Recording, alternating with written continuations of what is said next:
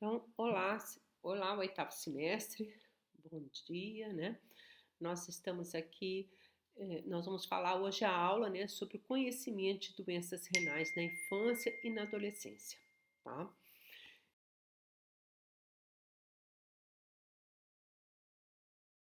Então, para que nós possamos, né, realizar, né, esse objetivo, tá? Porque é realmente uma aula extensa, tá? Vocês vão ver que infelizmente é uma aula extensa.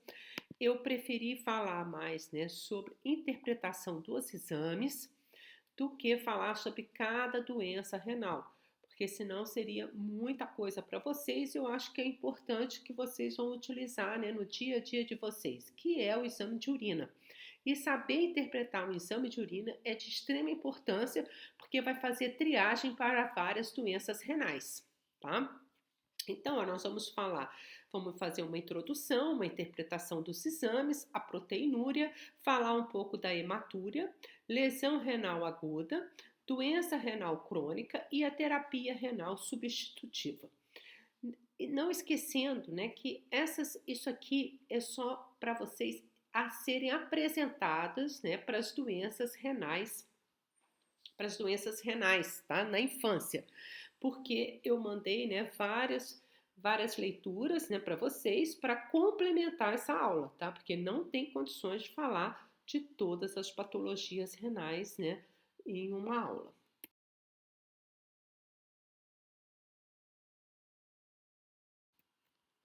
Então, olha, nós temos, né, que a Organização Mundial de Saúde, tá, teve uma declaração de consensos, tá, sobre nefrologia infantil somente em 2011.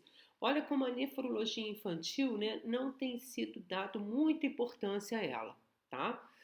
E o Dia Mundial do Rim, nós temos, né, que todo mês de março, tá? Ele é nós temos, né, ele é comemorado, né, o Dia Mundial do Rim, tá? Em 2020 foi dia 12/3, 2021 também foi nessa data, e agora, dia 10 de março, nós teremos também o Dia Mundial do Rim. Isso é importante, vocês vão ver, né, aqui no próximo slide, a importância, né, desse Dia Mundial do Rim, né, que a Sociedade de Nefrologia está realizando, porque vocês sabem, né, que a doença renal, ela é uma doença silenciosa, tá? Que a pessoa não sente nada. Quando ela vai ter algum sintoma, é que o rim já está comprometido. Então é muito importante o quê? Uma prevenção da doença, tá? E que o povo, né, toda a população esteja o quê? Orientada, esteja bem informada, né? Assim como na diabetes, na hipertensão, né? Que as pessoas estão bem informadas, também informação para as doenças renais. Então, olha, é muito importante, né, o controle na ingesta de sal e de carboidratos, não esquecendo que a Sociedade Brasileira de Pediatria, ela, ela ela contraindica, né, a introdução de sal, né, na alimentação da criança, hoje em dia, né, antes não, mas a partir, né, de 2011 houve é, essa introdução, né, essa orientação, né, para os pediatras, tá, para que nós, né, não eliminássemos a ingesta de sal, tá, dessas crianças, né? Então, não quer dizer que não seja temperada, tá? Tempero é uma coisa, tá? Outra coisa é o sal. Então, ela pode cebola, pode um alho, ela pode, né, ter alecrim, tá? Um orégano, mas o sal não. Então, controlar melhor, né, a comida industrializada, como salgadinhos, biscoito recheado, achocolatado, refrigerante e embutidos, né, alimentos processados e ultraprocessados. É importante um controle da pressão arterial, da glicemia e do colesterol.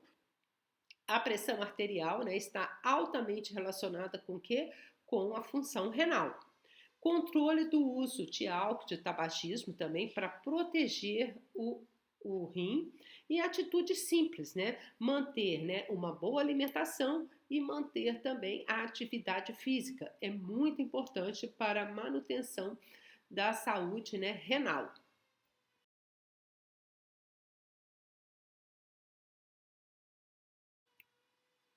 Então, olha, qual é a importância desse Dia Mundial do Rim, tá? É aumentar a conscientização, né, sobre a crescente presença da doença renal em todo o mundo, tá? Elas fazem, né, estratégias de prevenção. Hoje, mais ou menos 850 milhões de pessoas em todo o mundo, ela é portadora de alguma doença renal, sendo que 2 milhões e 400 têm já a doença renal crônica, tá? E no caso, né, no Brasil, 10 milhões das pessoas elas são portadoras de doença renal. A principal causa de doença renal crônica no Brasil é pela, né, hipertensão arterial e pela diabetes mellitus, tá? São as duas causas, né, etiologia, né, da doença renal crônica no Brasil.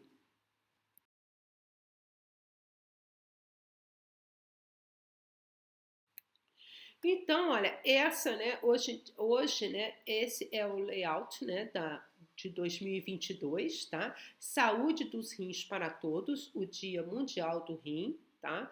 E o que ele fala, né, sobre exames preventivos. É muito importante a gente solicitar um EAS, pelo menos a creatinina anual, né, das crianças, tá? E de toda a população, tá?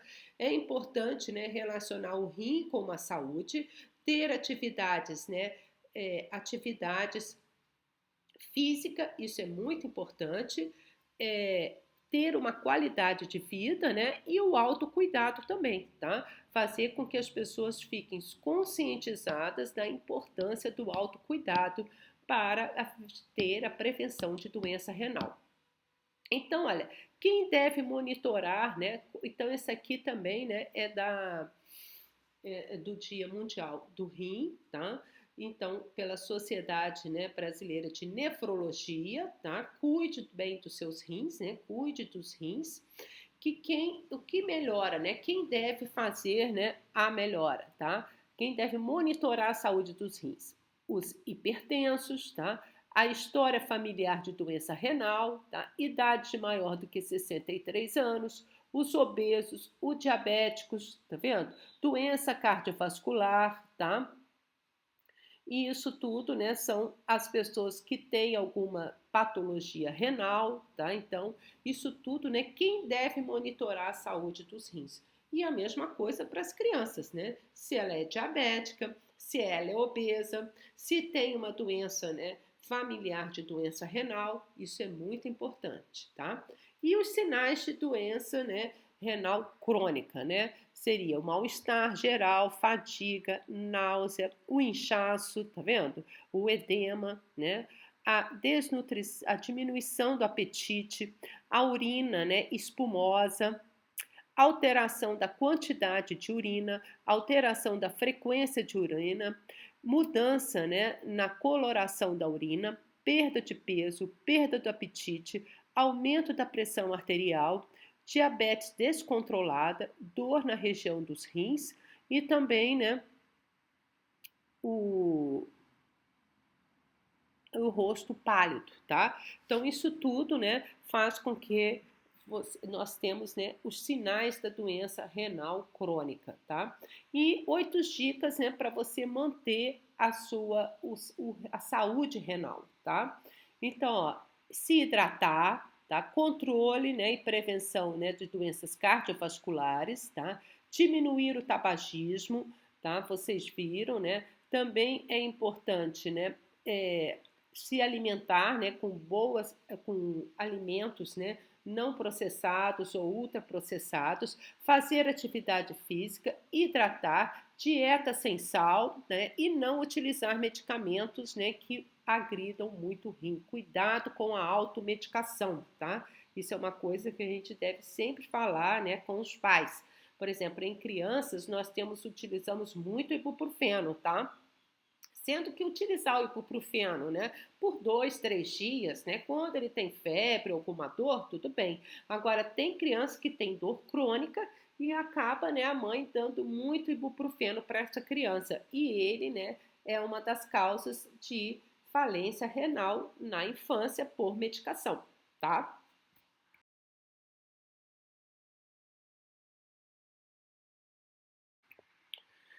Então, olha, na infância, a incidência de é, do- é, insuficiência renal, né, aguda, né, que é a lesão renal aguda, não se fala mais insuficiência renal, é uma lesão renal aguda, em crianças em UTI, de 8 a 89%. Quer dizer, as crianças que frequentam UTI têm a chance de 8 a 89% ter uma lesão renal aguda, tá? E que ela pode ser reversível, tá?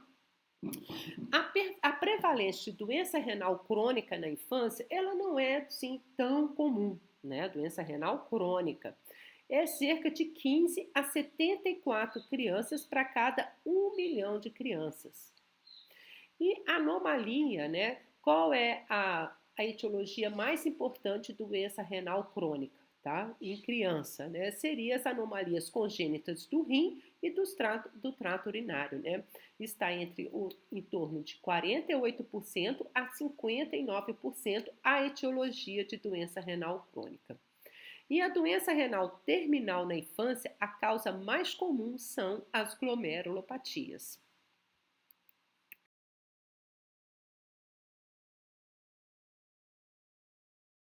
Então, agora, né, para vocês não esquecerem, né, vamos relembrar a anatomia renal. Nós vamos falar, né, só lembrando aqui, nós temos o rim, tá? Nós temos, né, o ureter, a bexiga e a uretra. Nós temos agora, né, nós assim, abrimos agora, né, o rim e nós vamos ter, né, o rim, ele é composto, né, pela artéria renal, pela veia renal, tá? E pelo sistema pielo-calicial, vocês viram, né? E a filtração do rim está onde? Está nos néfrons, tá? Nós temos cerca de 1 milhão a 4 milhões de néfrons em cada rim. O néfron, ele está localizado, né, tanto no córtex renal e como na medula renal. Nós temos os néfrons que estão localizados no córtex renal, chamado de néfrons corticais, e os que estão localizados na medula renal, justamedulares. Os néfrons, né, ele é constituído, né, do corpúsculo renal, que compreende o glomérulo e a cápsula de Bowman. Nós temos os túbulos renais, que compreende o túbulo renal, né, proximal, a alça de Hemingway, o túbulo distal e o túbulo coletor. O néfron, ele é responsável, né, por manter as concentrações de água e substâncias solúveis no sangue, regular o volume de sangue. Olha quanta coisa, né, que o néfron, né, porque é ali que faz a filtração. Tá? A filtração, a responsabilidade, né, da filtração renal está nos néfrons. E regular a pressão arterial e o pH sanguíneo.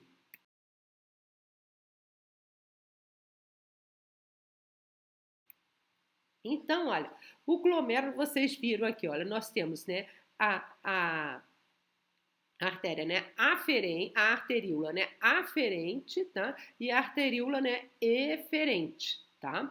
Nós temos aqui, né, a cápsula de Bowman, tá? E nós temos aqui, né, em si, né, o glomérulo, tá? Então, o glomérulo, ele é uma rede de novelos capilares sanguíneos por, é, por onde há uma circulação arterial e que é filtrado, né, por essa estrutura, tá? Quer dizer, a filtração, né, renal ocorre aqui. Então, ele é uma rede de novelo capilares, tá vendo? E tem várias, né, circulação sanguínea aqui, tá bom? No túbulo, aqui nós temos, né, o túbulo proximal, a alça de Henle, tá? O túbulo, né, distal e o ducto, né, coletor, tá? Então, olha, no túbulo proximal ocorre a reabsorção de 65% da água e do sódio, tá? Nós temos 65%. O cálcio, ele é reabsorvido, né, de forma passiva. E aqui também ocorre 90% da reabsorção de bicarbonato, tá? Ocorre no túbulo, né, proximal. tá? E aqui, né, nós temos, né, o túbulo, né? Aí depois, né, os túbulos, né, nós vamos ter a absorção de sódio, de potássio, tá? Nós vamos ter também, né, no túbulo distal, tá? A reabsorção e secreção, e assim como, né, no ducto coletor, tá? Nós vamos ter, né, a reabsorção de sódio, de potássio. Nós temos de magnésio, tá? Nós temos de cálcio, então, mas o importante, né, no túbulo proximal é isso que a gente deve guardar, tá? E vocês viram, né, que é importante ali na alça de Henle, né, tem diuréticos, né, que agem na alça de Henle, porque aqui que está, né, a absorção do potássio, tá? Está aqui na alça de Henle. Então, os rins, eles filtram, né, 180 litros de sangue por dia e produzem de 1,5 litro a 2 litros de urina, tá? Eles produzem, tá? Para vocês terem uma ideia, né, da importância, né, desse rim.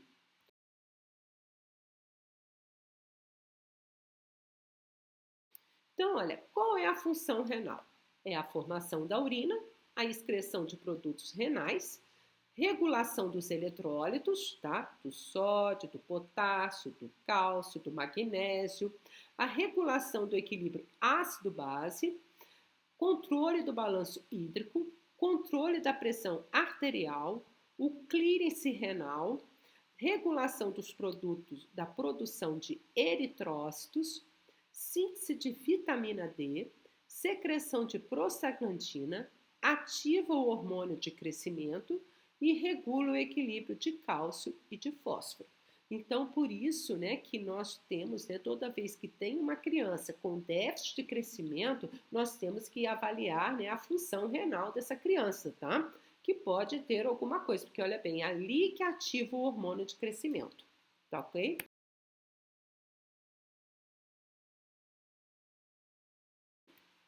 Então agora nós vamos falar um pouco, né, da interpretação dos exames, né? O EAS, urina tipo 1, ou EQU, que é chamado aqui, né, no Rio Grande do Sul, é um exame simples, de baixo custo.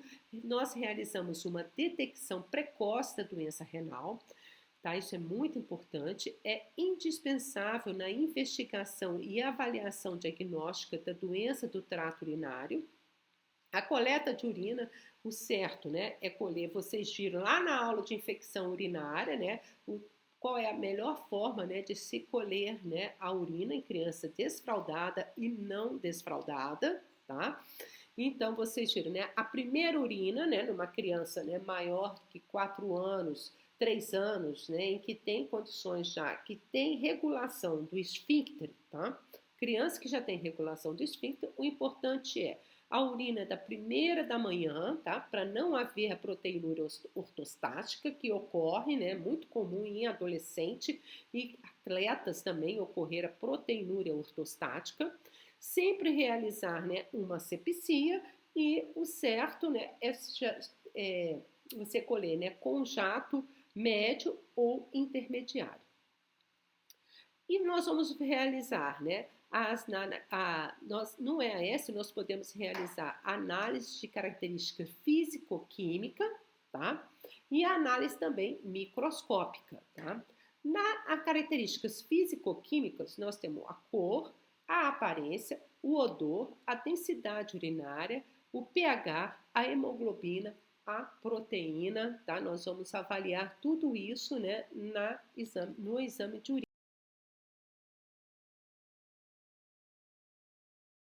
urina, tá? E que aqui eu trouxe um exemplo, né, de exame, tá? De exame de EQU, tá? Nós vamos ver, né, a análise, né, físico-química, tá? E a análise microscópica, tá?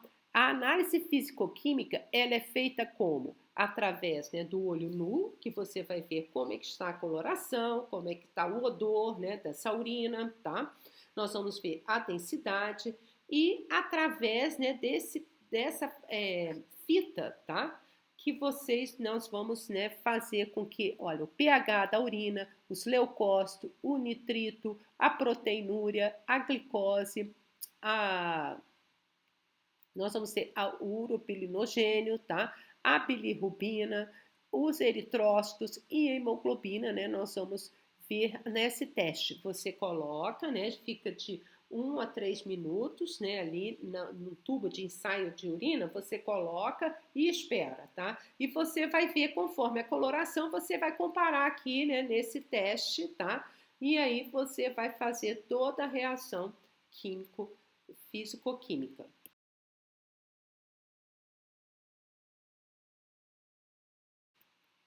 Então, olha, então nós vamos ver, né? Primeira coisa, né? A cor da urina tem que estar clara e cristalina. As situações que modificam a cor. Nós temos a hematúria, a hemoglobinúria, tá? Faz com que a urina fica rosa. A mioglobinúria, a bilirrubina, a colestase hepática, a leptospirose, a urina fica amarronzada, né? Cor de Coca-Cola, tá? A mioglobinúria ocorre, né, na rabdomiólise. As infecções urinárias por pseudomonas, antihelmíntico, tá? Por exemplo, o anita, tá? O azul de metileno, a urina ela pode ficar azul esverdeada. Então, por isso que é importante toda vez que você der um antihelmíntico, tá? Por exemplo, o anita, ele vai modificar a coloração da urina. Então, explicar para a mãe, porque a mãe, né, vai no pronto-socorro louca, né, falando que a urina está esverdeada. A infecção de bactéria, né, em pacientes com sonda vesical, é a Purple Unibag Syndrome, que é ingesta e também na ingesta de triptofano pode ocorrer, né, a urina de cor roxa. E as fístulas linfáticas, quilúria, fosfatúria, piúria, a urina, né, ela fica esbranquiçada.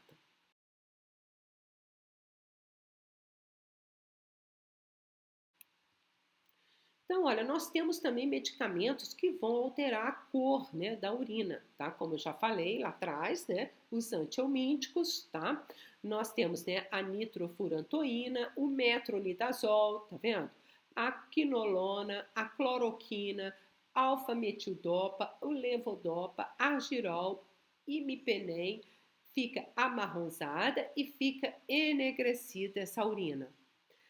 Por exemplo, a fenitoína, rifampicina, ela fica com cor rosa.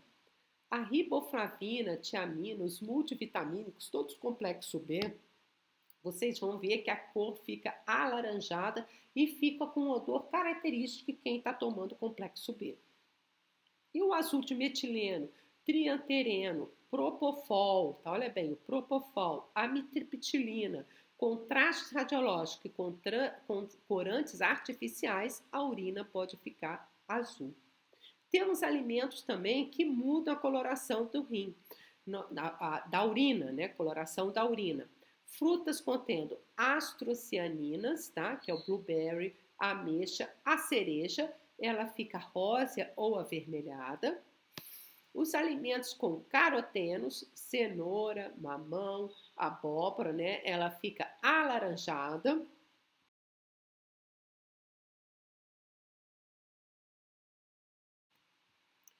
Então é muito importante vocês saberem que os medicamentos e alimentos vão mudar, né, a cor da urina, tá? Isso é importante quando você avaliar o exame de urina que está lá, coloração rosa e não tem nenhuma hematúria, não tem nada, nós temos que investigar na anamnese, né, a ingesta de alimentos e a ingesta também, né, de medicamentos, tá? Isso é importante. Agora, a densidade urinária. A densidade urinária, ela tem entre 1010 e 1030. Isso aqui significa o quê? A capacidade de retenção renal.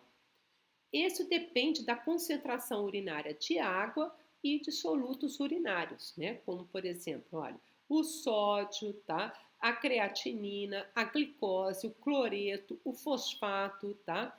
Os sulfatos, a ureia e o ácido úrico, tá? Então, isso tudo, né, é lógico, né, isso tudo está onde? Principal, né, no túbulo coletor proximal, tá?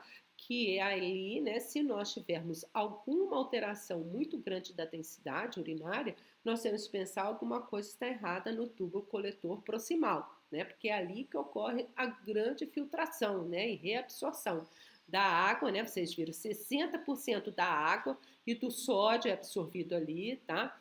Nós vimos, né? Então, isso tudo, né, vai fazer com que nós vamos pensar em alguma lesão, né, em alguns locais, né, no tubo proximal, no túbulo coletor, né, distal, tá? E a osmolaridade urinária é de 1.050 miliosmole por quilo.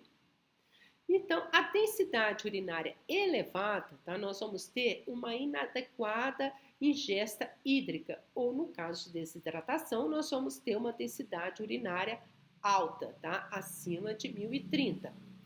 E uma densidade urinária diminuída, abaixo de 1.010, nós vamos ter, né, no caso da necrose tubular aguda, diabetes insípidos, patologias de comprometimento do túbulo intersticial e pode ser afetada também por excessos de solutos, como, por exemplo, albuminúria, a glicose, agentes osmóticos podem também diminuir, né, essa densidade urinária, tá?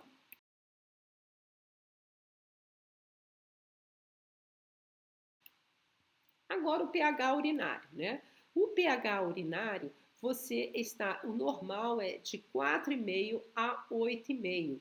Ele avalia distúrbios, né, de acidificação e de urolitíase. Por exemplo, o pH ácido leva à cristalização de ácido úrico e de cistina. Por isso que até o pessoal fala, né, toma vitamina C, né, para você alcalinizar, né, colocar alcalinos, né? Então, vocês vão ver, né, o ácido, tá? pH ácido lá vai levar a cristalização, né, de fósforo, de cistina e de ácido úrico. O pH urinário alcalino leva a precipitação de fosfato e de oxalato de cálcio, então fazendo com que há uma pode ter, né, maior tendência daquela pessoa que ter uma urolitíase. A hemoglobina, ela tem que estar negativa. A presença, isso é muito importante, tá? A presença de eritrócitos intactos ou hemoglobina livre, né? É o que vamos ver, né, na fita reagente, tá? E se ela está, né, persistente, tá? Isso é muito importante. Avaliar, aí sim, se você tiver, né, porque se tiver já ali eritrócitos, né, reagente, na fita reagente, é porque nós temos eritrócitos intactos, tá? Então, aí sim, na microscopia urinária, nós vamos ver, né, se essa hemólise está ocorrendo intravascular ou a lise eritrocitária está no interior, né, do trato urinário, tá? Aí sim nós vamos ver a hemácia se ela está dismórfica ou isomórfica. É no microcomputador, né, que você vai, na microscopia, né, no microscópio, que você vai conseguir avaliar se a hemácia está dismórfica ou isomórfica. Porque se a hemácia está dismórfica, é porque essa hemólise ela ocorreu, né, lá dentro do glomérulo. É uma lesão glomerular. Se ela está isomórfica, a lesão não ocorreu dentro do glomérulo. Correto? A acetona, né, tem que estar negativa também. Medicamentos que pode ocorrer cetonúria é a rifampicina e a clorpromazina. O jejum em criança também pode ocorrer, né, cetonúria, né, isso aí a gente vai ver, né, muito comum em criança desidratada que chega no pronto-socorro, né, que está em jejum prolongado, você vai ter uma cetonúria, tá? De 1, 2 cruzes. Diabetes descompensado, dieta cetogênica, infecção aguda também, né, você vai dar, né, uma cetona, presença de cetona, não vai estar negativo, e nas doenças hepáticas também nós vamos ter detecção de cetona na urina.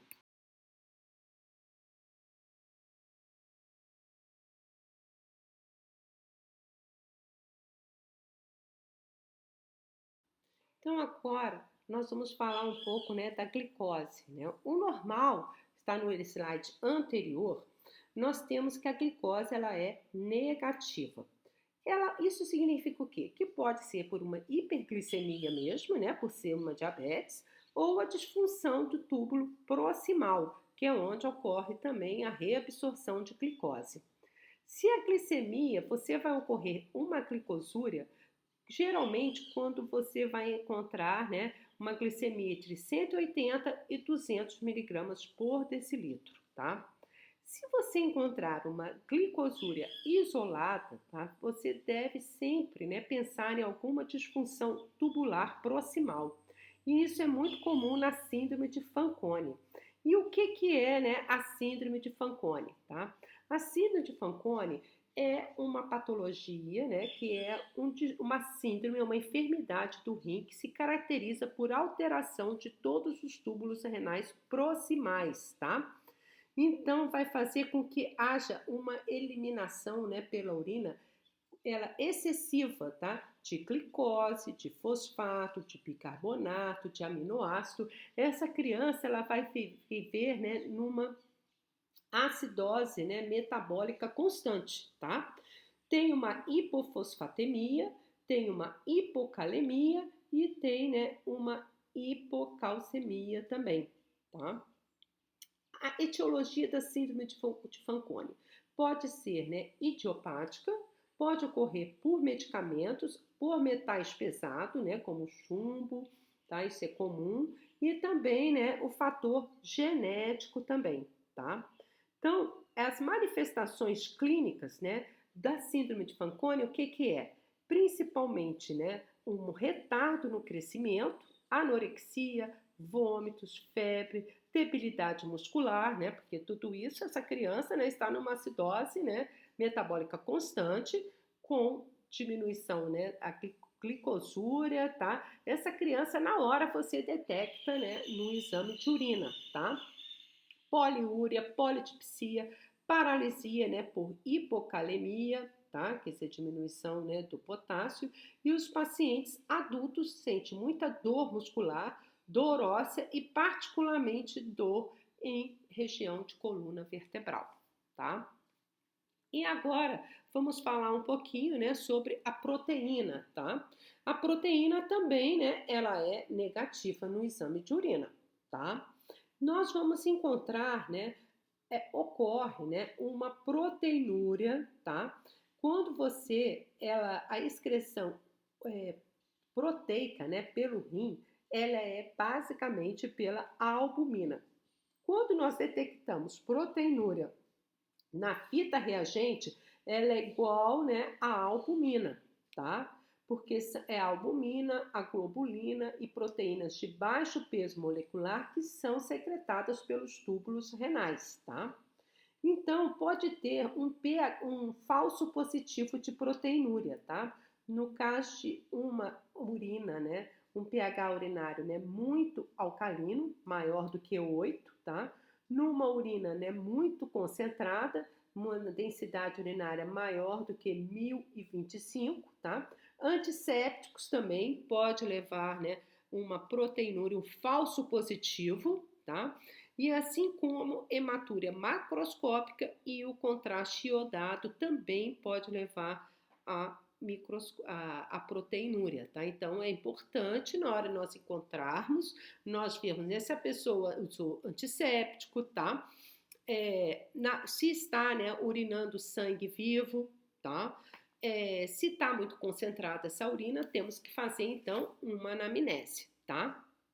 E o falso negativo em urinas, né, muito diluídas, que elas estarão diluídas e não vai conseguir detectar a proteinúria, mas eles têm proteinúria.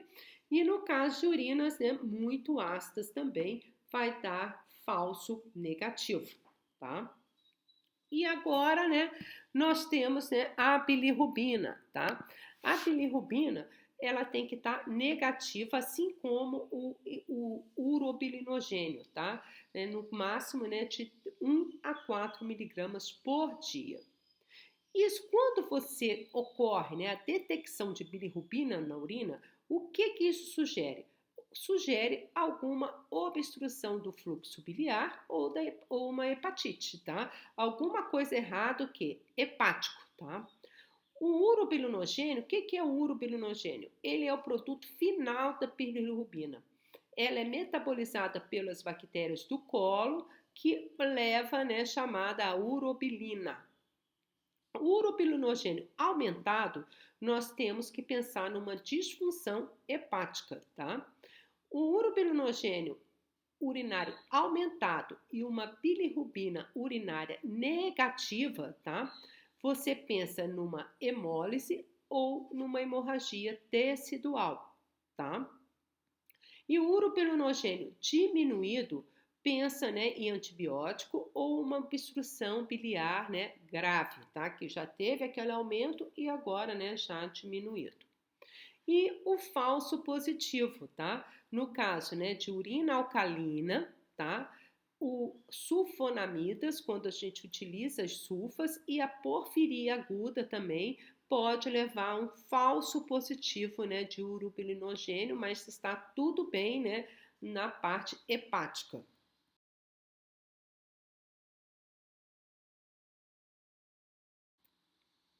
E agora o nitrito, né? Os nitritos, eles têm que estar o quê? Negativo, tá? Na urina.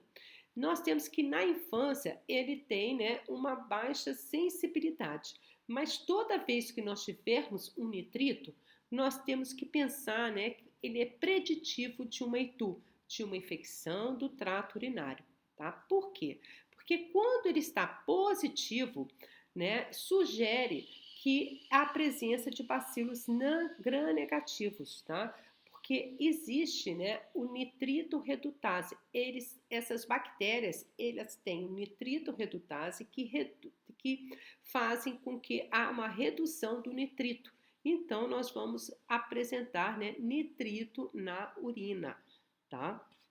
O falso positivo, por exemplo, a urina contaminada, medicamentos que levam a coloração avermelhada na urina e hematúria macroscópica também vão dar um falso positivo nisso daqui, tá? E o falso negativo?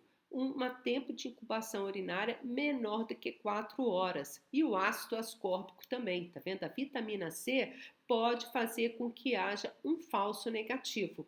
Existe lá uma infecção urinária, tem bacilo gram-negativo, mas para que a presença, né, que essas bactérias consigam reduzir o nitrito, tá? Ela precisa de um tempo maior do que 4 horas, tá? Então é por isso também que é importante você coletar a urina, né? A primeira urina do dia, né? Que já está ali, né, na bexiga mais do que 4 horas.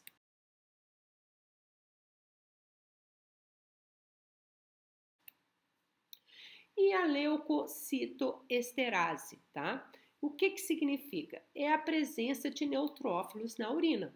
Ela tem uma alta sensibilidade e baixa especificidade. Também é um preditivo de ITU. Sugere o quê? Sugere uma infecção do trato urinário ou também em processos inflamatórios nós vamos ter uma leucocitoesterase, por exemplo, em febre nós vamos ter, tá? Infecção viral também nós vamos ter, vulvovaginites, glomerulopatias, nefrites e urolitíase, tá? Mas no nosso dia a dia, se você tiver um nitrito positivo, leucosterase positiva e com uma clínica dessa criança, então é altamente preditivo de uma infecção urinária, tá? Agora, se ela tem só febre, não tem clínica nenhuma, tá? Não tem nitrito e só tá com uma leucocitoesterase, pode ser, né? Seja só por causa da febre, tá? E uma infecção viral também pode levar, tá? Então, ó, falsos positivos, contaminação do fluido da vagina, o tricomonas também pode levar, né? Falso positivo, tendo, né, leucocitoesterase, né? Mas é um falso positivo. E o falso negativo também, olha, o ácido ascórbico, proteinúria elevada, glicosúria elevada, densidade urinária elevada, a cefalosporina, tetraciclina e a nitrofurantoína pode dar falso negativo de leucocitoesterase, correto?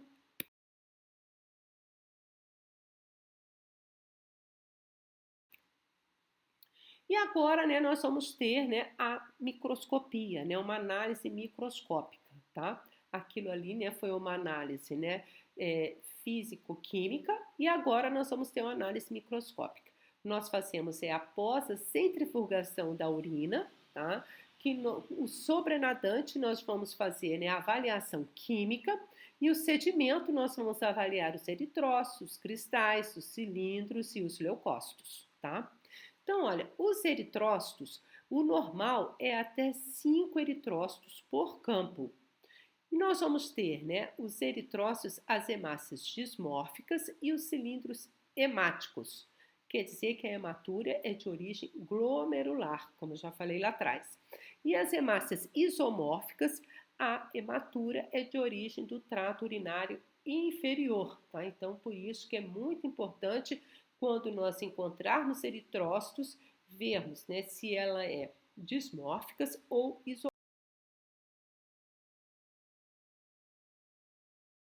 isomórficas. Os leucócitos, tá? É outra coisa que nós vamos também verificar, né, na microscopia, são os leucócitos. Maior ou igual de 5 a 10 leucócitos por campo, tá? Nós temos que ficar atento, tá? Se tiver maior que 10 leucócitos por campo, nós temos já que ficar atento. Vamos verificar se foi coleta, né, corretamente nessa urina, tá? Se fez uma sepsia, tá? Agora, maior do que 20 leucócitos, maior do que 100 leucócitos, por exemplo, aí não é uma contaminação, tá? Então, vocês vão ver, né? Isso é muito comum, né, no pronto-socorro aparecer. Os falsos positivos, aqui ó, fazer também, né, uma história, né, vulvovaginite, é importante você fazer o exame físico, tá, e ver como é que está a região genital, tanto da menina quanto do menino, para ver se tem, né, alguma dermatite de fralda, né, porque vai fazer com que haja, né, apresentar leucócitos e ser só uma contaminação, não ser uma infecção urinária. A febre também leva à presença de leucócitos, cistites virais, uretrites, glomerulopatias e urolitíase, né, vai fazer os falso positivo de leucócito. Tá? Por exemplo, na febre você pode apresentar leucócito, mas não quer dizer que seja uma infecção urinária. Células epiteliais é outra coisa que nós vamos ver, né, na microscopia. Nós vamos apresentar células escamosas, transicionais e a originária do túbulo renal. Tá?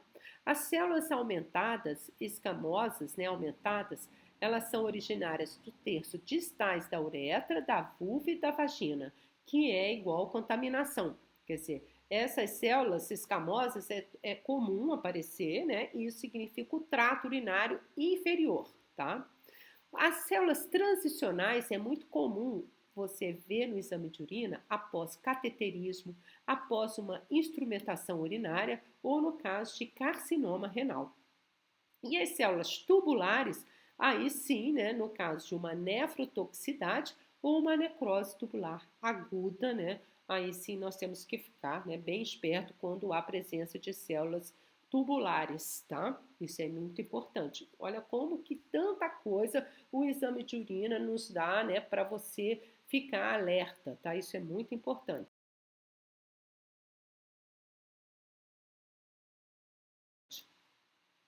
Agora os cilindros urinários, tá?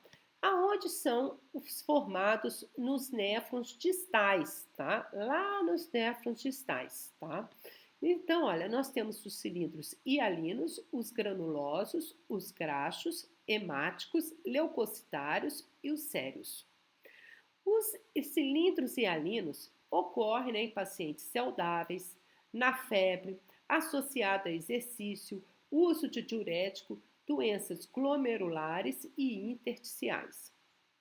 Cilindros granulosos também nós podemos apresentar, né, em pacientes saudáveis, em doenças glomerulares, em doenças intersticiais e infecções também pode aparecer. Cilindros graxos nós vamos ter na síndrome nefrótica. Quando tem cilindros graxos, significa síndrome nefrótica.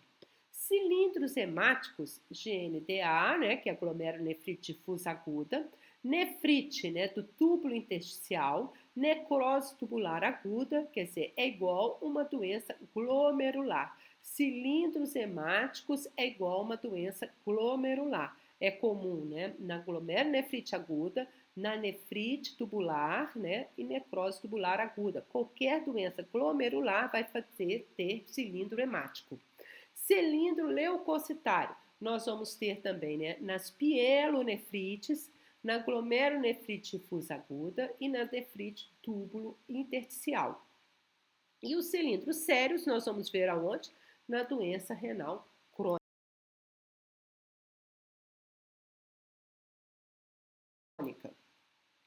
E agora, né, os cristais também é presença constante, né, frequente no exame de urina, está relacionado com a dieta e ingesta hídrica, tá? Quer dizer, quanto mais presença de cristais é porque houve, né, uma diminuição, né, de ingesta hídrica. Então é importante você orientar os pacientes o quê? Ingerir mais líquido, tá?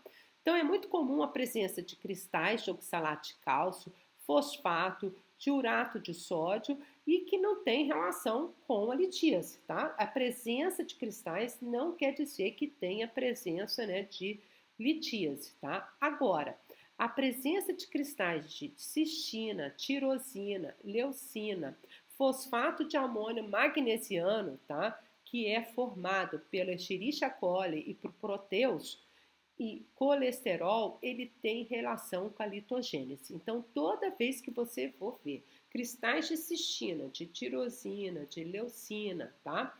De fosfato de amônio magnesiano, tá? Tem relação com a litogênese. Os cristais de cálcio, de fosfato, de urato de sódio, pode ter uma relação, mas não quer dizer que tenha, toda vez que tiver, quer dizer que tem uma que tem um cálculo renal, tá? Mas cistina tem relação com litogênese, tá? Então você tem que investigar, né, cálculo renal nessa criança.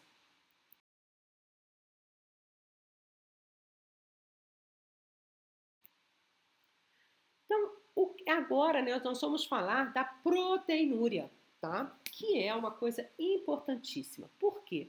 Porque a proteína reflete a função renal. Se nós temos proteinúria, é porque a função renal não está ok, tá? Então, nós temos, né, uma proteinúria transitória, persistente e ortostática. A persistente é um indício de uma doença renal ou uma doença sistêmica com acometimento renal, correto? Existe proteinúria, né, transitória nas crianças saudáveis, pode ocorrer, eu já vi, tá?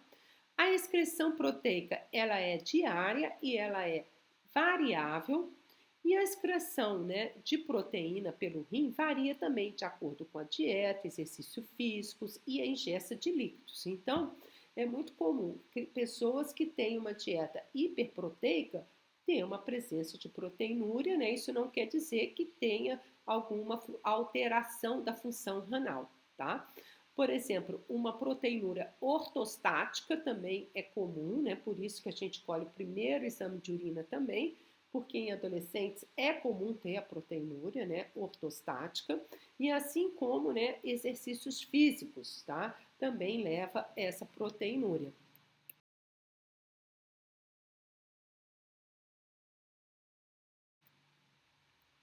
Então, olha, o normal, o que que é? Negativo ou traços, tá, de proteína ou menor que uma cruz, tá? Mas se você tiver uma cruz, significa que a proteína, né, a proteinúria, ela é menor que 0,3 gramas por litro. Duas cruzes é 0,3 a 1 grama por litro, tá? Três cruzes é de 3 a 20 gramas por litro. E quatro cruzes maior que 20 gramas por litro, tá? Então, quais são as proteínas que são secretadas pelos túbulos? É a albumina, a globulina e a proteína de baixo peso molecular, tá?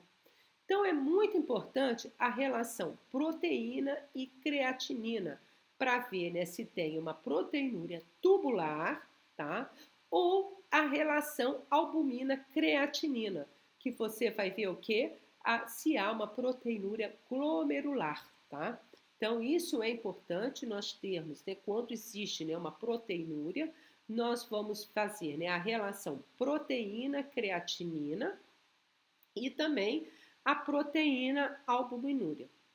Então, avalia o estágio, a progressão, né? O que é importante, né, da proteinúria? Ela é muito importante para avaliar uma doença renal crônica, a avaliação de uma doença renal crônica. Nós vamos avaliar também as glomerulopatias, nefropatias de refluxo e a diabetes mellitus, tá? Valores normais, menor que 100 miligramas por metro quadrado ou menor que 150 miligramas por dia, tá? Ou menor que 4 miligramas de metro quadrado hora, tá? Isso, né, quando você vai fazer, né, uma proteinúria, né, de 24 horas, tá? Em neonato, é 300, olha bem como ele, né, elimina bastante proteína, né? A proteína é de 300 miligramas por metro cúbico por dia, tá? Metade das proteínas excretadas são de origem tubular, quer dizer, a proteína TAN-Horsfeld. E o restante são proteínas plasmáticas, tá? 40% de albumina e 10% de beta-2 microglobulina e de aminoácidos.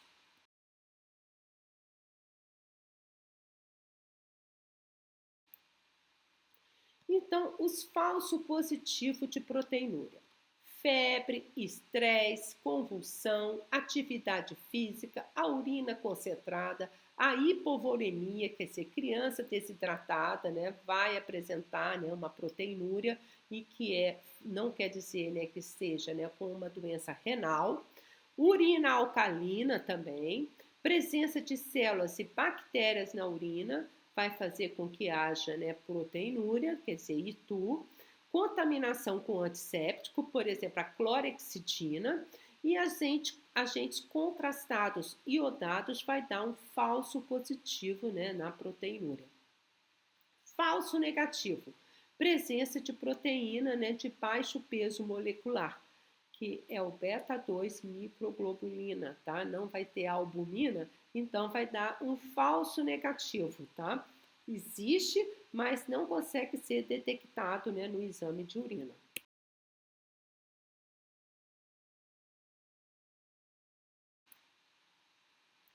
Então, olha, a proteinúria, ela é classificada de acordo com o local de origem. Nós vamos ter, né, a proteinúria glomerular, a proteinúria tubular e a superprodução sistêmica, tá?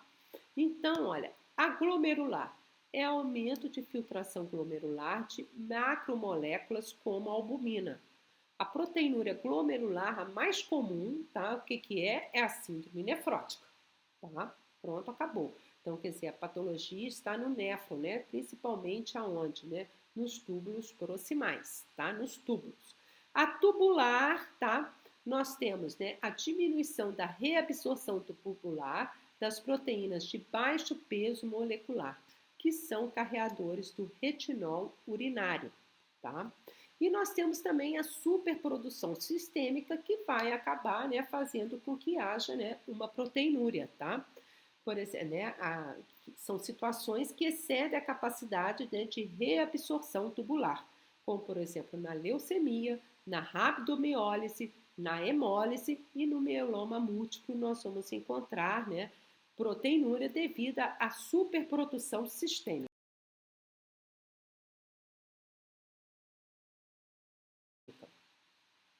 Então, olha bem, olha, nós temos, né, a proteinúria persistente, tá? Isso que nós temos que investigar, né? Não aquela proteinúria, né, que no exame de urina está presente e no outro não, tá?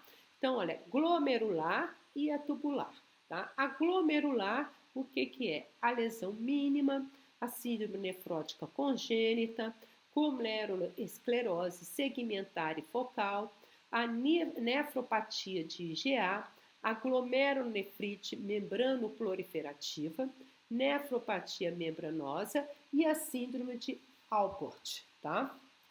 E o que é a síndrome de Alport, né? É uma síndrome, né? É a nefrite hereditária, ela é uma doença hereditária associada com um comprometimento renal, tá? Em que nós vamos ter, né, uma hematúria, tá? Uma proteinúria, tá vendo? E vai levar, né, a uma doença renal crônica dessa criança. Além do comprometimento renal, são crianças, né, que têm problema auditivo, têm uma surdez, né, para níveis altos, tá, de frequência, e também alterações, né, oftalmológicas. Nós podemos ter anomalias na córnea, no cristalino ou na retina também, tá? Levando à cegueira dessa criança, tá? Então, essa é uma nefrite hereditária, essa síndrome de Alport, tá? E a secundária, né? Nós poderemos ter, né, uma proteinúria secundária aqui, a uma glomerulonefrite pós-estreptocóxica, a glomerulonefrite infecciosa, por exemplo, por hepatite B, o C, o vírus da imunodeficiência humana, a sífilis, a malária, a mononucleose, né, que pode ocorrer uma nefrite, né, pós-infecciosa, não necessariamente que vai ocorrer, tá? No lúpus, né, eritematoso sistêmico, tá? Nós vamos ter, né, uma proteinúria de origem glomerular, a púrpura de Ernst-Schoenlein e também, né, a síndrome hemolítico urêmica, tá? Vamos apresentar uma proteinúria, o quê? Ela é uma proteinúria, né, de origem glomerular, tá? E o que é a síndrome hemolítica urêmica? Né? A síndrome hemolítica urêmica ela não é muito comum nas crianças, tá? Mas pode ocorrer principalmente após uma diarreia, né? Uma diarreia muco-sanguinolenta, tá? Geralmente por ingesta de alimentos contaminados ou também, né, por Escherichia coli, né, toxogênica e por qualquer outra bactéria produtora de toxina. E vai fazer, né, o que? Essa síndrome hemolítica, né? Vai fazer uma trombocitopenia, né? Levando uma plaquetopenia, fazendo vários trombos, microtrombos, tá? Vários coágulos nos vasos, levando à diminuição, né, da vascularização dos órgãos vitais, como, por exemplo, rim, coração e o cérebro, tá? Levando, né, a uma, né, lesão renal aguda, uma insuficiência renal aguda que precisa, né, até de diálise, tá? Então, é muito comum, né, nós termos o quê? Proteinúria também, né, na síndrome hemolítica urêmica, tá? E também, então, e também vamos ter o quê? Presença, né, de hematúria, tá? Então, isso tudo, né, nós vamos ter que investigar alguma causa, né, secundária mediante uma anamnese bem feita, tá? E a proteinúria, né, tubular, tá? Nós temos, né, a primária, no caso de cistinose, que é a cistina, né, que vai ter aquela pessoa que tem, né, formação de pedra, né, de litíase, né, renal, tá? Ela produz, né, ela é uma pedreira, tá? Produz muito, tá? A doença de Wilson, a doença de Lowell, doença policística e a doença mitocondrial, né, renal, tá? Agora, né, a secundária pode ser uma necrose tubular aguda, nefrite tubular, né, intersticial, intoxicação por metal pesado, né, no caso, né, do mercúrio, do chumbo, uropatia obstrutiva, tá? Quer dizer, na litíase, né, também, né, pode ser uma uropatia, quer dizer, pode ter alguma obstrução, né, por litíase, ou também uma uropatia extra-renal, tá? Por exemplo, né, uma massa, né, tá obstruindo, né, o ureter, por exemplo, tá? Pode levar, né, uma proteinúria, tá? Toxicidade por drogas também, antineoplásicas, tá? E também os antibióticos também pode levar, né, a uma proteinúria, tá? secundária, né, uma proteinúria tubular, mas secundária, né, aos antibióticos, tá?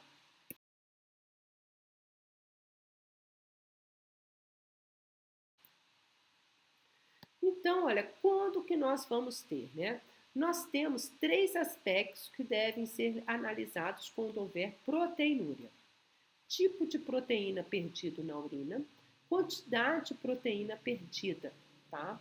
E a característica da perda, né? Se ela é transitória ou se ela é permanente, tá? Então, olha, os métodos diagnósticos, né? Nós temos pela fita reagente, que ele é semi-quantitativo,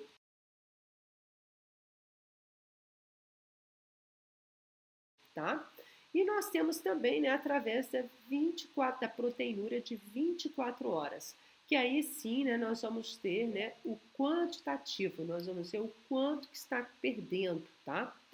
Valores de urina 24 horas maior do que 150 miligramas por dia são anormais, tá? Ó, maior que 50 miligramas por quilo dia, ela é considerada proteinúria nefrótica, tá? Então, do néfron. Então, é, nós temos, né, que levar em conta, né, quantas miligramas é isso tudo, né, através da proteinúria de 24 horas. Amostra isolada da urina, tá?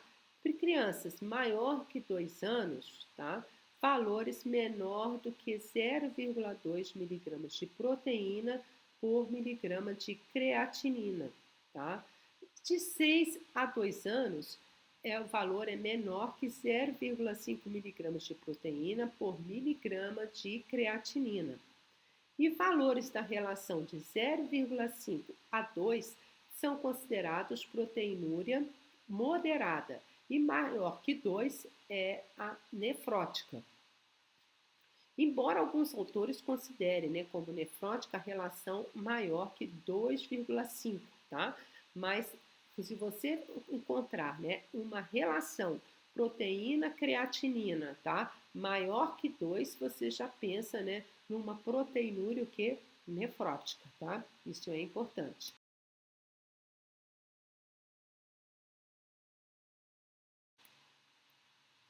E olha, nós vamos encontrar, né, também a albuminúria, tá? Ela é utilizada para o diagnóstico de lesões glomerulares incipientes e subclínicos. O marcador de progressão de uma perda da função renal, tá? Por exemplo, para diabético, para hipertensos, em cicatrizes renais e no caso de rim único também, tá? Ele é o marcador de progressão da perda de função renal.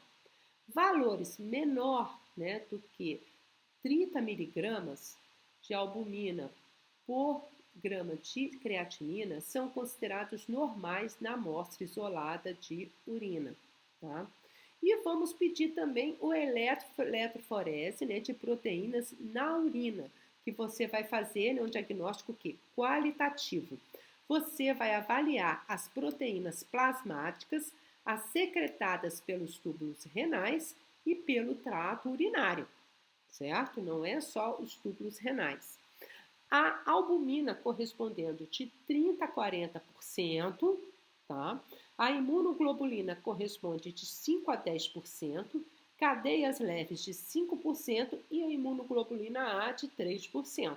Então, quando nós tivermos presença de albuminúria, nós temos que fazer o quê? Uma eletroforese de proteínas na urina, tá? Porque assim você vai avaliar, né, todas as proteínas plasmáticas secretadas pelos túbulos renais e pelo trato urinário.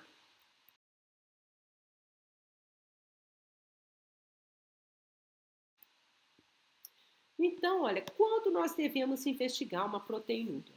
História familiar de doença cística renal, no caso de surdez, né, porque nós já vimos, né, que na síndrome, né, de Alport pode ocorrer, né, distúrbio visual, né, porque também na síndrome de Alport pode ocorrer, tá? Doenças renais e doença renal crônica. Isso é muito importante nós avaliarmos a investigação de uma proteinúria. Agora, presença de edema, de cefaleia, de hematúria, dores articulares, exantemas, pressão arterial, tá vendo? Uma hipertensão arterial, infecção do trato urinário, no caso de dor de garganta ou piodermite recente, perda do apetite, cansaço, perda de peso e uso de medicamentos, você deve investigar, né, essa proteinúria, né, que pode ser, né, alguma coisa relacionado, né, reumatológico, tá? Com uma glomerulonefrite difusa aguda, uma glomerulonefrite pós-infecciosa, tá? Nós temos também, né, numa síndrome nefrótica, tá? Então, tudo isso nós vamos ter, né, no caso, né, da investigação da proteinúria. É muito importante, né, nós realizarmos a medida de pressão arterial, tá? Como nós já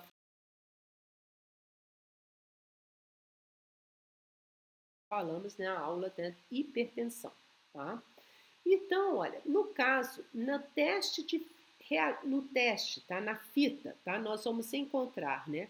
Maior ou igual a uma cruz, tá? Em mais de 3 exames, tá? Quer dizer, um exame só, você não vai ficar, né? Muito preocupado. Mas você vai fazer 3 exames, vai repetir e vamos encontrar maior ou igual uma cruz, você vai ter que obter uma amostra de urina para proteinúria e creatinúria na primeira urina do dia e o exame de urina tipo 1, tá? É o que nós vamos ver, né? Nós vamos ver, né, proteinúria, creatinúria na primeira urina. Você vai solicitar, tá?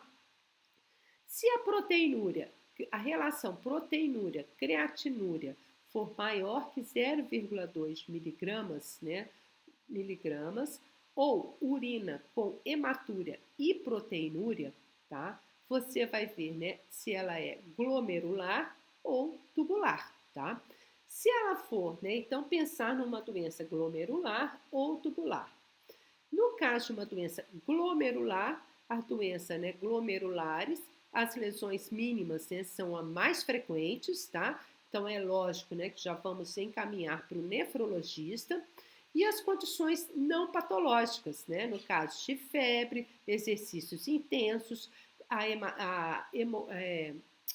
no caso, né, de uma proteinúria, né, postural e casos também de convulsões, né, que pode ter uma proteinúria, né, essa relação pode estar maior do que 0,2, mas não ser uma condição patológica, tá? E agora, né, nós podemos também ter, né, essa relação proteinúria creatinúria maior do que 0,2 no caso de lesões tubulares, doença túbulo-intersticiais. No caso, se ela for isolada, uma pielonefrite aguda, nefropatia do refluxo, nefropatia obstrutiva e aminoglicosídeos, tá? Então, vamos também o quê? Encaminhar para o nefrologista. E agora, né, se ela tiver associada com fosfatúria, glicosúria, aminocidúria, né, e bicarbonatúria, né, então o que nós temos que pensar? Até numa síndrome de Fanconi, né, porque nós temos uma alteração de toda a filtração, né, do túbulo, tá, renal, tá bom? E encaminhar logo, né, para o nefrologista. Agora, né, se a relação proteinúria-creatinúria for menor ou igual a 0,2, tá? E o exame de urina, né, normal, com o exame de urina normal, você vai repetir o exame de urina da manhã em 1 ano, tá? É só isso que nós vamos fazer, tá? Agora, se tiver maior do que 0,2 ou urina com hematúria e proteinúria, né? Depois de 3 exames, tá? Apenas maior ou igual a uma cruz, aí você já vai, né, ver, né? Pensar numa doença glomerular e tubular, tá bom?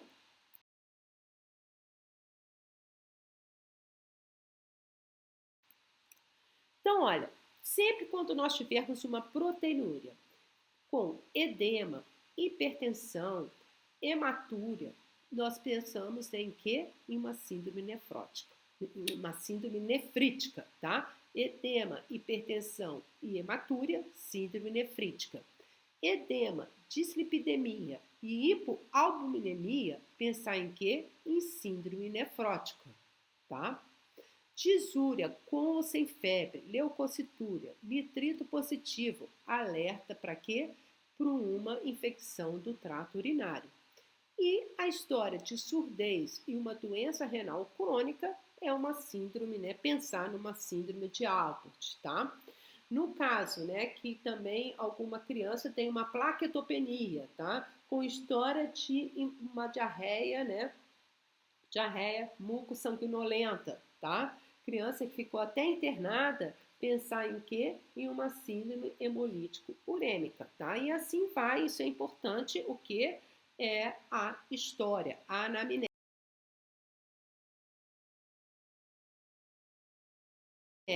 tá? Então, olha, há doenças crônicas, né? O que acontece nas doenças crônicas? Elas aumentam a pressão glomerular, certo? E há uma hiperfiltração, por exemplo, diabetes, diabetes, diminuição do tecido renal, agenesia unilateral, hipoplasia unilateral, hipertensão arterial sistêmica e obesidade, tá? Severa, tá? Você pode ocorrer, né, uma proteinúria, tá? Então, todas essas doenças crônicas, tá? Você pode ver uma proteinúria. Por quê? As doenças crônicas aumentam a pressão glomerular e faz com que haja uma hiperfiltração, levando, né, à proteinúria. Então, é muito importante a proteína para avaliar o que? A proteinúria, avaliar a função renal, tá? Isso é muito importante. Então, ó, em diabetes, na hipertensão, tá? Isso tudo, né? Vocês vão avaliar como é que está a função renal. É importante também, né? Nós avaliarmos, né? A creatinina, o colesterol, a albumina, eletrólitos sanguíneos, tá? Então, sódio, potássio, tá? A ecografia renal e de vias urinárias, o complemento sérico, né, C3 e C4, o fator antinuclear, tá, o FAM, porque vocês viram que lúpus também pode fazer, né, que haja uma proteinúria, tá? A sorologia de hepatite B, C e HIV, tá? Porque as glomerulonefrites, né, pós-infecciosa e até biópsia renal, às vezes há necessidade, né, de necessidade, tá? O C3 e o C4, né, no caso, né, de uma síndrome nefrótica, tá? Que são esses complementos séricos, né, vão estar aumentados, tá? E assim, né, o fator antinuclear.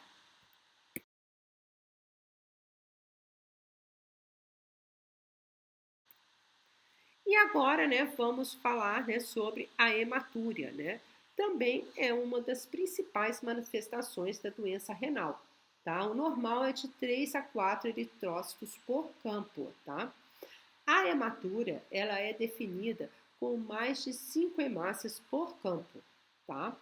A urina também ela tem que ser, né, está alterada em 3 determinações consecutivas, em intervalos de uma semana entre elas. Então, quer dizer, não é porque você tem uma hematúria em uma urina que você vai achar, né, que aquela hematúria ela é patológica, tá? A incidência de hematúria microscópica em amostra isolada, ela ocorre em criança em 0,5 a 4%, tá? E outra coisa, observar na menina, né, é comum, né, quando está terminando, né, quando está menstruada, né, ocorrer tanto a hematúria macroscópica quanto a microscópica.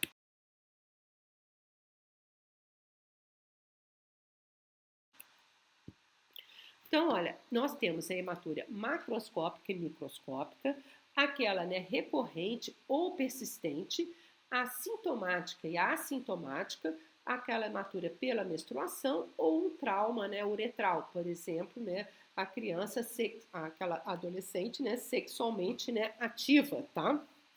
É comum, pode ter, né, um trauma, pode ocorrer, né, uma hematúria.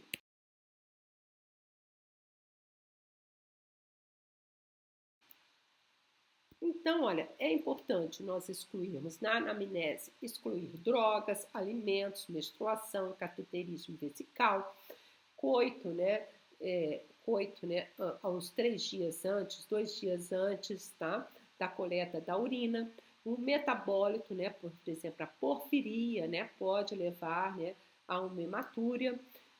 A hemoglobina e a mioglobina, né? No caso, né? De rabdomiólise. E macroscópica, tá? Também temos que investigar, né, uma uretrite, um trauma e uma infecção do trato urinário, tá? Por exemplo, uma criança que caiu de bicicleta, né, levou uma bolada, né, muito forte nas costas, nós temos que investigar, né, tendo hematúria, investigar, né, se houve alguma trauma, né, renal, tá?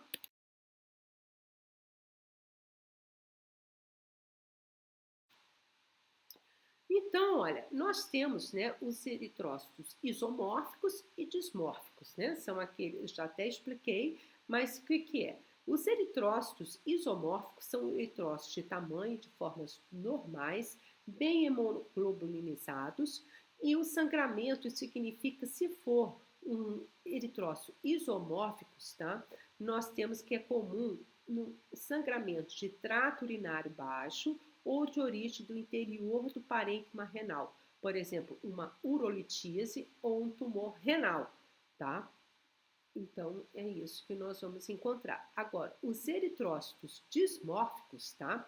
Eritrócitos pequenos, fragmentados, pobremente hemoglobulinizados, isso significa o quê? Um sangramento glomerular, que essa hemácia ela foi destruída dentro do glomérulo, tá? Então, olha, a hemácia, né, ela vem e olha bem, ela é destruída, né, dentro do glomérulo, ela fica fragmentada.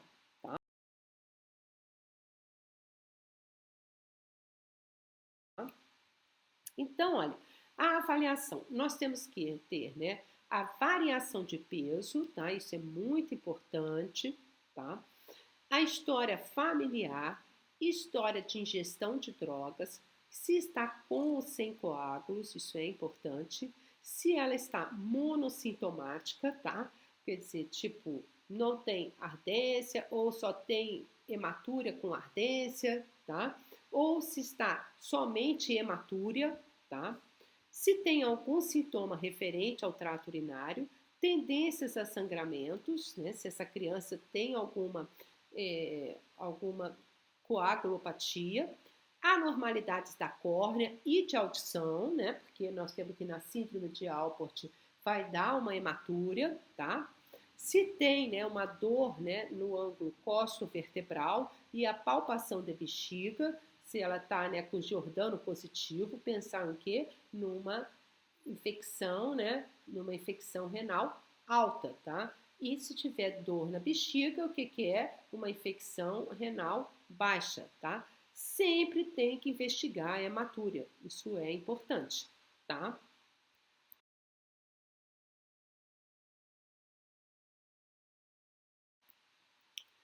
Então, olha, quais são as condições associadas à hematúria, né? Por exemplo, nós temos associação à infecção do trato urinário, associação às doenças glomerulares primárias e secundárias, por exemplo, glomerulonefrite aguda pós-infecciosa, né? Conforme nós já vimos lá atrás, a nefropatia IgA, glomerulonefrite membrano-proliferativa, glomerulosclerose segmentar e focal, glomerulonefrite membranosa, glomerulonefrite proliferativa mesangial. Então, são as doenças glomerulares associadas à hematúria.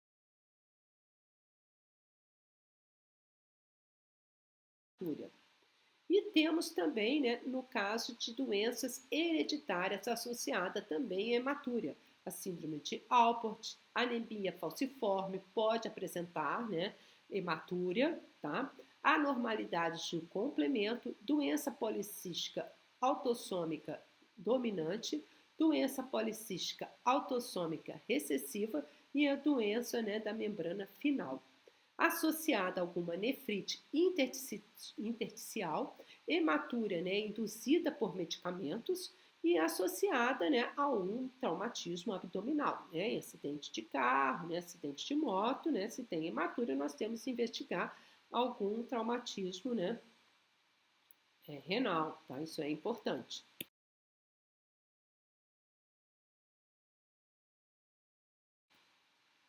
Por exemplo, associada também a doenças metabólicas, por exemplo, a hiperexcreção urinária de cálcio e ou de ácido úrico, a hipoexcreção de citrato e ou magnésio, tá?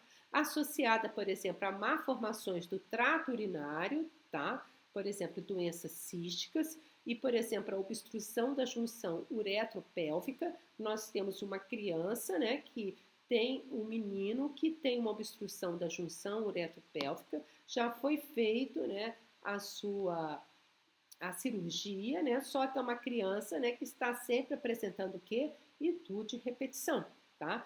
E ele tem, né, uma hematúria, né? Então nós temos que verificar, né, e ver como é que está a anemia dessa criança, tá? Tudo isso. Associada também a tumores, né, renais, por exemplo, tumores de Wilms e também tumores vesicais, tá? Isso é muito importante, principalmente idoso, né? No caso, né, de um carcinoma, né, de bexiga, né, em idoso é muito comum. Hematúria falsa, por exemplo, é no caso, né, de uso de corantes e medicações, né? Nós vimos, né, também doenças, alguns alimentos que vai fazer alteração da coloração, né? Rosa, né? No caso de blueberry, né? Nós vamos ter, né, também a cereja, né? Faz com que a urina, né, fica rósea, tá?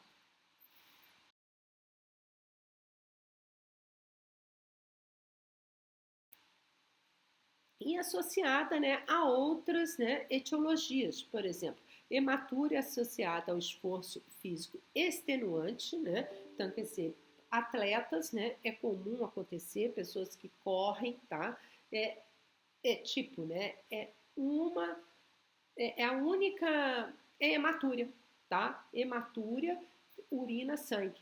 E aí, né, nós vamos, já conheço uma pessoa, né, com 18 anos, que teve uma hematúria, né, de etiologia, né, não tem, associada ao esforço físico, tá? Não tinha alteração nenhuma, né, da função renal, tomografia, ressonância, todos normais, todos os exames, né, uretrocistografia, tudo normal.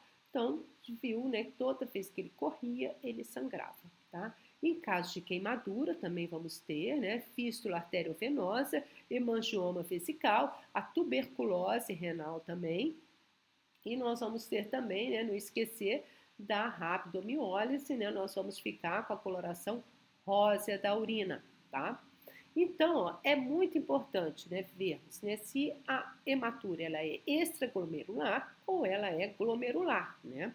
Toda hematúria tem que ser investigada, tá? Então, olha, se ela é extraglomerular, ela é vermelha ou rosa, existe presença, né, de coágulos, ou pode estar ausente, mas se tem coágulos, ela é extraglomerular, tá? A proteinúria, né, ela está ausente se for, né, extraglomerular. A morfologia eritrocitária, ela está normal. E os cilindros eritrocitários, eles estão ausentes, certo? Agora, né, a glomerular, se for uma hematúria glomerular, ela vai estar, né, vermelha ou a cor de Coca-Cola, tá? Amarronzada. O coágulos, eles vão estar ausentes, porque as hemácias vão estar dismórficas, né? Os eritrócitos vão estar dismórficos. A proteinúria, elas estarão presentes ou ausentes, mas geralmente ela está presente, né? Porque está com uma glomerulopatia. E os cilindros eritrocitários, eles estão presentes ou pode estar ausente também. Mas se está presente, é porque ela é uma hematúria glomerular.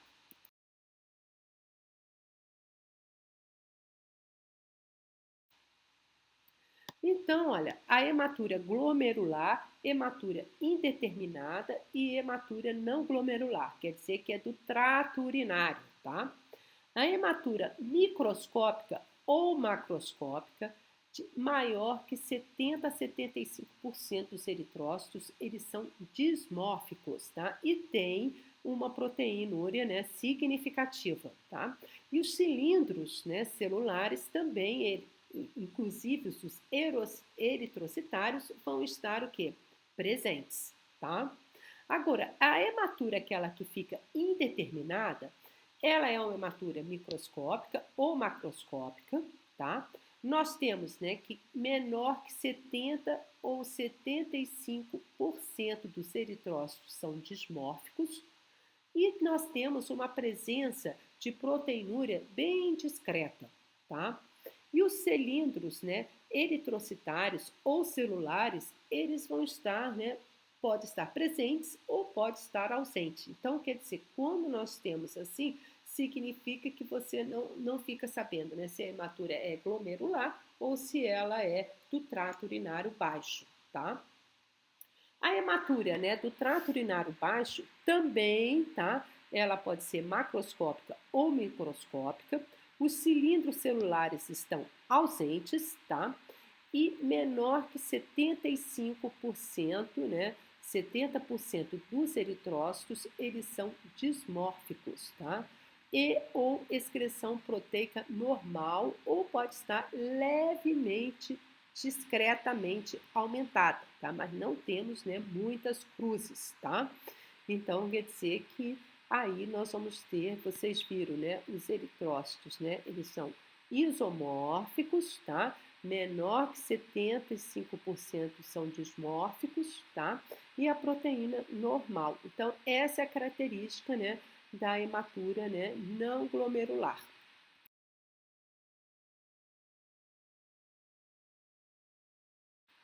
Então, olha, nós vamos ter aqui um algoritmo, né, da hematúria macroscópica ou microscópica sintomática, tá? Se ela tiver uma criança, tá, tiver uma hematúria macroscópica ou microscópica sintomática, primeira coisa, investigar trauma. Se for trauma, vamos ter que pedir o quê? Uma tomografia, né, de abdômen total. Se não for trauma, vamos ver se é uma infecção, né, urinária, tá? Então, nós temos que ter, né? Vamos verificar se tem uma inflamação perineal. Se sim, nós temos, né? O certo, né? Colher, né? Uma urinocultura e realizar o tratamento. Se não tem uma infecção, tá? Urinária, vamos pensar numa nefrolitise. Se nós temos, né, uma nefrolitise, o diagnóstico é feito através do raio-x e do ultrassom. Se não tem nefrolitise, vamos pensar, né, uma glomerulopatia, tá?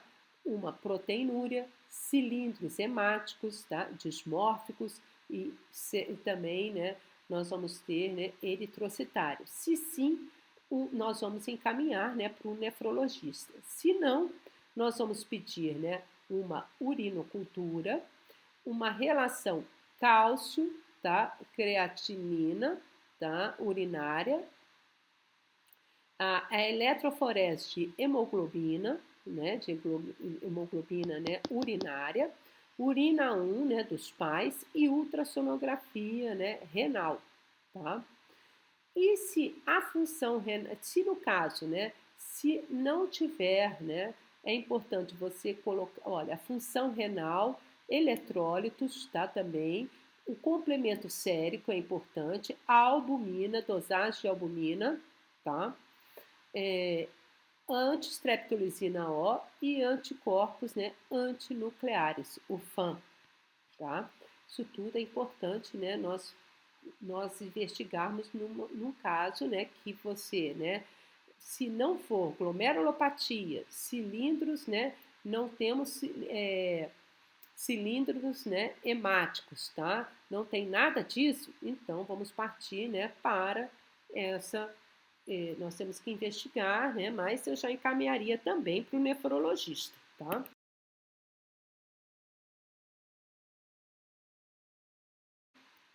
Mas pelo menos você pode pedir já esses exames. Isso é importante para a gente que está no interior. Você pedir esses exames que quando ele for para o nefrologista, ele já vai com os exames e não precisa ficar retornando para fazer exame, né, retardando mais o diagnóstico, tá? E aqui nós temos a hematúria microscópica assintomática, tá? Então, olha, é importante, né, repetir a urina semanal. Aqui, né, tá 2 vezes, mas pode ser feito por 3 vezes, tá? E evitar o esforço físico. Se há persistência da hematúria, tá? Rever a anamnese e o exame físico. E também, né, nós temos que verificar a pressão arterial, tá? Se ela está anormal, né, avaliar, né, uma hematúria microscópica sintomática. Agora, se a pressão arterial está normal, afastar uma infecção de trato urinário. E também, né, se ela estiver normal, você avaliar a cada 3 meses com anamnese, o exame físico e a urina tipo 1. Tá? Se tiver uma persistência dessa hematúria, após 1 ano de hematúria persistente, vai dosar, né, a cálcio urinária, urina tipo 1, né, dos pais, os eletroforeses de proteína, ultrassonografia, né, com Doppler e encaminhar para o nefrologista, tá? Olha, se vocês forem, né, eu já na segunda urina já encaminharia, né, para o nefrologista, faria essa conduta, tá? E já encaminharia, porque até você conseguir o encaminhamento para o nefrologista, vocês sabem que demora, tá? E a presença, se há presença, né, de proteinúria, tá? Vocês avaliar como hematúria microscópica e proteinúria, tá? Então, e a presença, né, de proteinúria, tá bom? Igual que nós já vimos lá, né, aquela avaliar, né, conforme a proteinúria, igual aquele algoritmo, né, que nós vimos lá da proteinúria. E a hematúria microscópica assintomática com proteinúria. Olha aqui. A hematúria microscópica, né, assintomática com proteinúria, função renal, né, proteinúria de 24 horas, proteinúria, né, e creatinúria urinária, né, proteína e creatinina, tá? E aí, né, se ela estiver, né, com a proteinúria de 24 horas maior que 4 miligramas e a relação proteína-creatinina urinária maior que 0,2, você encaminha, né, para o nefrologista, tá? Se tiver uma função renal com a proteinúria, né, com menor de 4, tá? E a proteína e a creatinina urinária menor, a relação, né, menor que 2, repetir a proteína, né, e a creatinina urinária em 2 a 3 semanas, tá? Se persistir a persistência de hematúria somente, acompanhar, né, a hematúria microscópica isolada assintomática. Se há ausência, né, repetir, tendo ausência de hematúria e proteinúria, acompanhar, né, acompanhamento de rotina com o pediatra, tá? Medindo a sua pressão, né? Pedir um exame de urina, tá? A cada 3 meses para ver. Agora, né, se ela tem a persistência, né, de uma hematúria e proteinúria, aí sim, né, nós vamos fazer o quê? Encaminhar, né, para o nefrologista.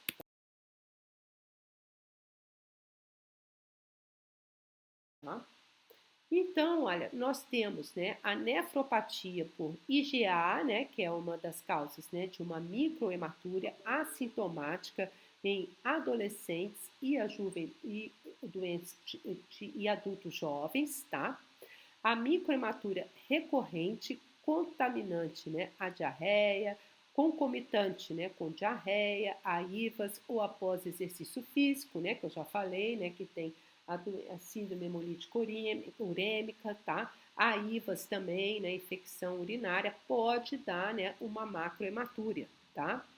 E a doença renal crônica transitória por volta da terceira e quarta década de vida, também ocorre, né, a nefropatia por IgA, em 40% a 50%, tá? E a frequência, né, de hematúria, né, essa nefropatia por IgA, é 14,5% das glomerulopatias primárias.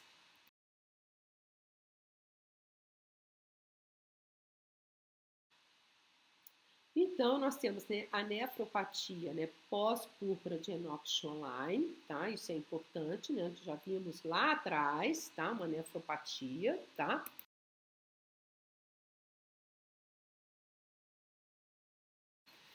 E agora, né, a litíase urinária, tá? Então, nós tivemos, né, nós temos as causas da litíase urinária, tá? Que nós temos um grande aumento de litíase urinária na infância, tá? Também ocorre, tá? Principalmente porque a ingesta de alimentos, né, inadequados, tá?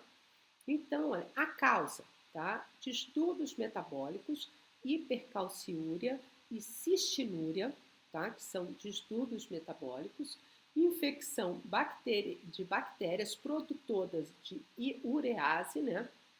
E no caso também de ampliação vesical, pode ocorrer, tá? Os exames de imagem, né, que faz diagnóstico, né, é um raio-x, ultrassom, né, e um TC sem contraste, né, não há necessidade de contraste. E a conduta geralmente o que é? Ingesta líquida, né, hídrica para evitar a recorrência e todos os cálculos menor que 5 milímetros, tá? Ele é conservador, tá? E o caso, né, no caso, né, de litotripsia, né, corpórea, né, e versus ureterocospia com ou sem uretrocistocospia, tá? É mais resolutiva e com mais complicação, tá? Então, eles, algumas vezes, né, pode-se fazer, né, algum desses, né, isso aqui, né, seria mais para seria mais, né, para os nefrologistas, tá? Então, se você fez o diagnóstico, né, de uma litíase, o que você tem que fazer? Vai fazer bastante ingesta líquida, tá? E encaminhar para o nefrologista, tá? Porque, né, para ver, né, se tem, aí você tem que ver, né, se tem muita cistina, tá? Como é que tá a hipercalciúria, né, de cálcio, tá? Também,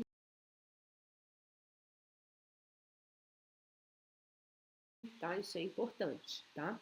As principais bactérias produtoras de ureases, né, implicadas na formação de cálculos de etiologia infecciosa são os proteus, tá? Que ocorrem muito nos meninos, né?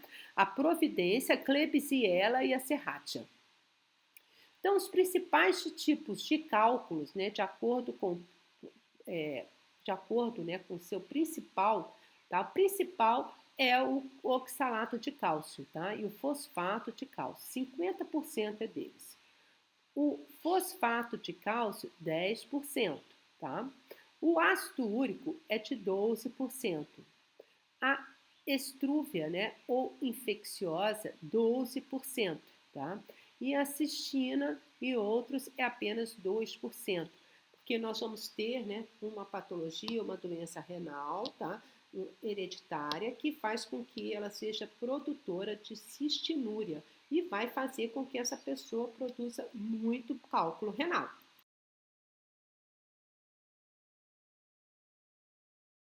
Tá?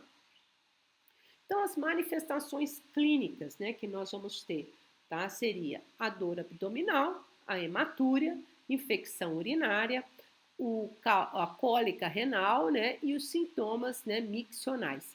Isso daqui vai depender muito, né, da idade do paciente, né, mas 50% a criança vem com queixa de dor abdominal. Por isso, queixa de dor abdominal, urina, né, com uma hematúria, pode pensar, né, num cálculo renal, tá? Vamos pedir um ultrassom, tá bom? Porque, né, pode pensar num cálculo renal, tá? Sem proteinúria, sem nada, né? Vamos pensar. E os nossos grande problema, né, do cálculo, né, da litíase renal, o que que é?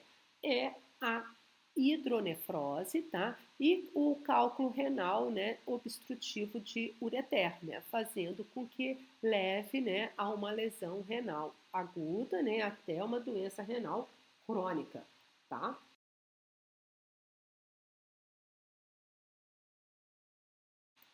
Então, olha, nós temos, né, a criança com hipercalciúria, né, idiopática, que é aquela, né, que o cálcio urinário está maior que 4 miligramas por quilo de 24 horas, tá?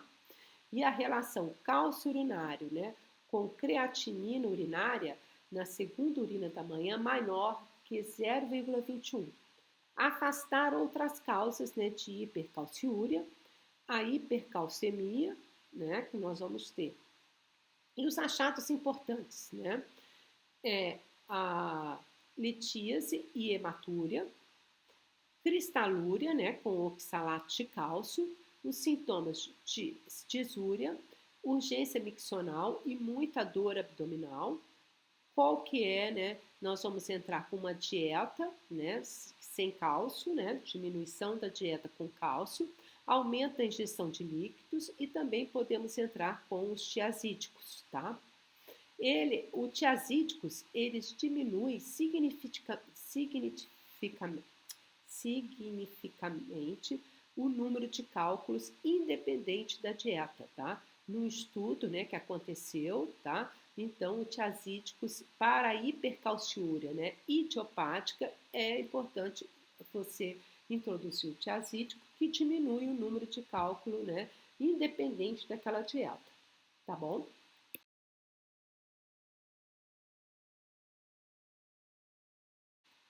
Então, na doença do trato urinário, nós temos que evitar o quê? O fast food, que aumenta muito a incidência de cálculo renal e de hipertensão arterial, tá?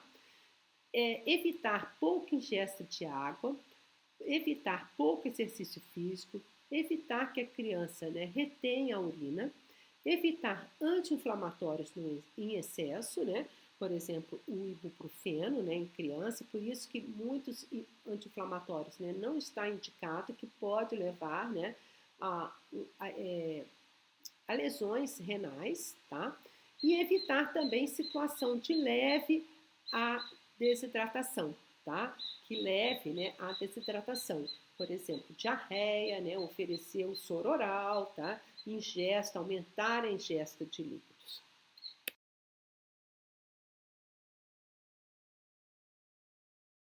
Devemos, né, estimular a proteção, a promoção de atitudes saudáveis, ingesta de água, prática de esportes e controle da pressão arterial.